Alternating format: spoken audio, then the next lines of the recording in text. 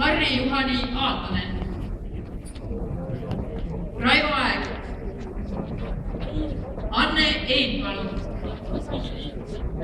Heiki Hepner, Tunne Kela, Aivar Kivissi, Aivar Kokk, Kaspar Kokk, Olle Koop, Tarmo Kruusimäe, Kati Kuusk, Madis Kübar, Illimar Lepik-von Viren, Pille Lill,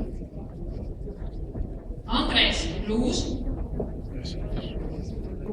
Marko Pomerants, Urmas Reinsalu, Aivar Riisalu, Sirle Rosenfeld, Ann Räämet, Erik Sandla, Sven Sester, Priit Sibul, Pipi-Liis Siemann ja Riina Solman. Need on siis meie eesseisuse kandidaadid. Need käisid kiiresti siit läbi, aga usun, et olete saanud kodus mõelda ja tutvuda ja kui näete veel koridoris, siis pöördume inimeste poole. Ja nüüd aukohtu kandidaadid. Hendrik Aavik,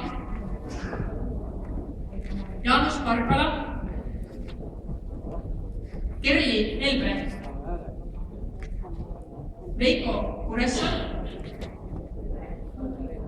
Ingrid Müüli, Silvi Ojamuru, Jan Trei, Jüri Trei, Liivi Velliste, Aavo Ükrus. Need on meie aukohtu kandidaadid ja nüüd revisjonikomisjon. Riina Kitt, Ants Pauls, Andrus Saare, Einar Halgau, Kristjan Ühti, saigi kõik. Nii et revisjonikomisjoni aukohtusse eesseisusesse on liikmed tutvustatud. Tehke südamest tulev ja tark valik sel hetkel, kui valimised lahti lähevad.